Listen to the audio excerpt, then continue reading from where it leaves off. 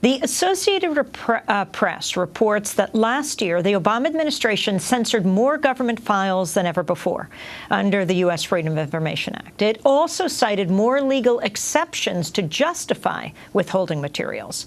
Amidst intense public interest in surveillance programs, the government cited national security reasons for withholding information a record 8,496 times, more than double Obama's first year. The AP said it could not determine whether the denials amounted to an abuse of the exception or whether the public had simply asked for more documents about sensitive subjects. The NSA said it saw a 138% surge in records requests from people asking whether it had collected their phone or email records, which it generally refuses to confirm or deny, saying such requests pose an unacceptable risk because terrorists could check to see whether the U.S. had detected their activities. Your response, Ryan Shapiro. I'm in total agreement with the AP report. Though President Bush initiated a disastrous welter of anti-transparency initiatives, President Obama has been, if anything, worse, including bringing more Espionage Act prosecutions of whistleblowers than all previous administrations combined, and as you just said, the new AP report showing invoking national security more than ever before to censor or deny FOIA requests. I wanted to turn to Leonard Downey Jr., the former executive editor of The Washington Post, who spoke to us about the excessive secrecy detailed in his report titled The Obama Administration and the Press, which was commissioned by the Committee to Protect Journalists. First, there's too much that's classified. The president himself has said it repeatedly in the past that too much information is classified. It's not just information that might be harmful to national security or human life. It's just lots and lots, millions and millions and millions of documents and pieces of information that are classified that shouldn't be. Obviously, that preceded this administration, but it's not improved during this administration. The president promised to have the most transparent government in American history. He promised to reduce overclassification. He promised to make it easier to obtain government information through the Freedom of Information Act. So far, none of these promises have been kept. So part of the reason for why I agreed to do this report for the Committee to Protect Journalists is I would like to alert the president to the fact that this is one of the first promises he made. He signed presidential directives about open government his first day in office. These are not being carried out by his administration. He still has time for his legacy to make good on these promises. That's Leonard Downey, formerly with the former executive editor of The Washington Post. Your response to that, Ryan Shapiro? Absolutely. We are experiencing a crisis of secrecy. As historian of science Peter Gallison has Harvard has shown, the universe of classified information now far exceeds the universe of non-classified information. And yes, President Obama on day one promised to be a real advocate for FOIA, and it's just the opposite of what we've seen. I mean, it's just absolutely. How do you go about filing these FOIA requests, you known as the FOIA superhero? Well, I mean, filing itself is a fairly easy process. One can just put a request in an envelope and send it off, or even email it. The problem is sending a request that's going to produce documents. The FBI is flatly allergic to the Freedom of Information Act, and it is fair to say it does everything within its power to avoid compliance with the Freedom of Information Act. So it's very easy to send a request saying, I will want all records pertaining to X, and one will get a letter saying, no, we couldn't find anything. And so exactly how the FBI gets away with this, because it is a violation of the Freedom of Information Act, how the FBI gets away with this has been unclear, because while the CIA and the NSA have statutorily exempted themselves in large part from the Freedom of Information Act, the FBI hasn't been able to do that nearly as successfully. And so they've developed an unknown number, but dozens of strategies for avoiding compliance with the act. So when they say we can't detect any files, but you know there are files, what do you do?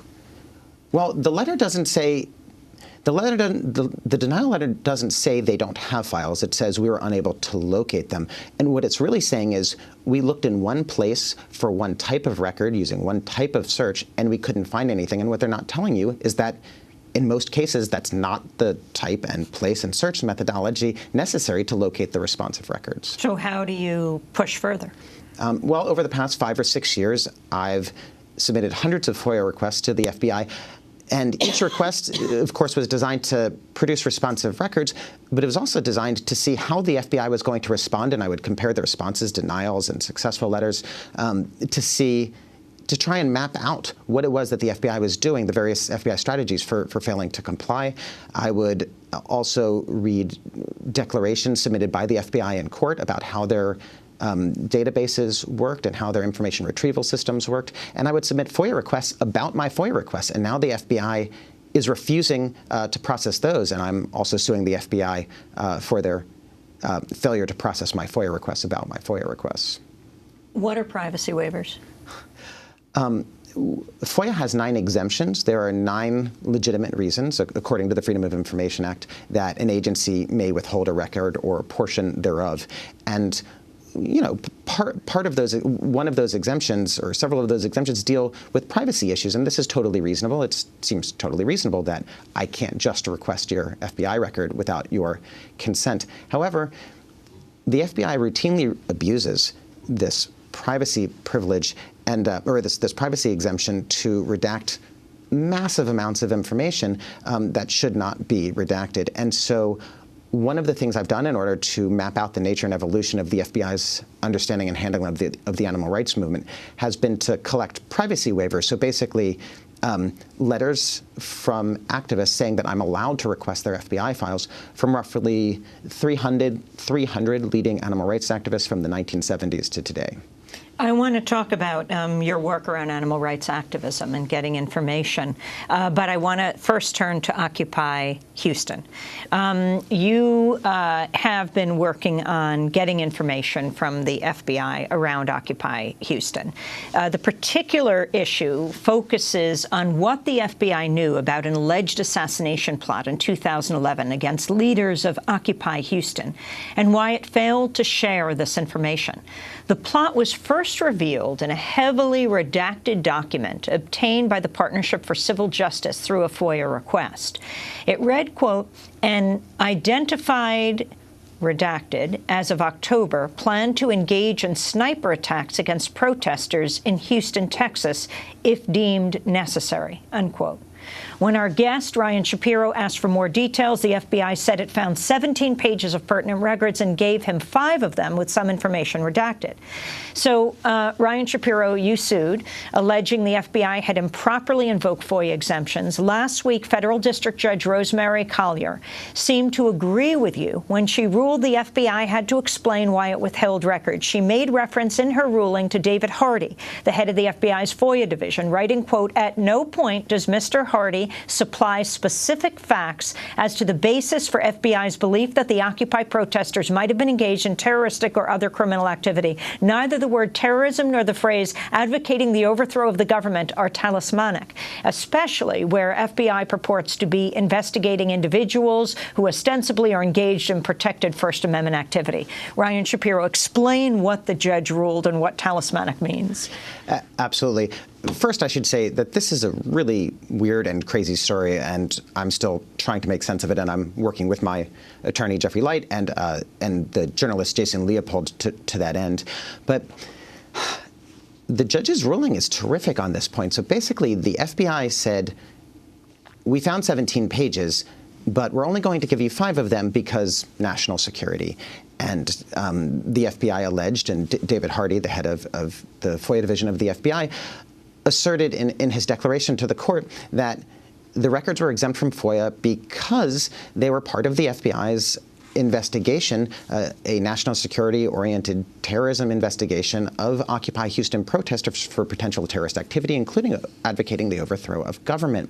And David Hardy provided no evidence to back up his claim. He just said the words, because so often, as is sadly the case, so often judges are tremendously deferential to the FBI and to other intelligence and security agencies in these sorts of FOIA questions, because the FBI tells the judges, you're not qualified to decide whether or not this constitutes a threat to national security to release, so we're going to tell you that it does, and you should defer to us.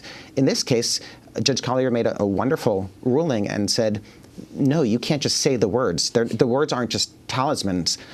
Terrorism, national security, you have to back them up. You can't just wave them around like magic and expect the court to give you what you want. And so now the judge has required the FBI to provide substantiation for their seemingly preposterous claims that Occupy Houston were terrorists advocating the overthrow of government.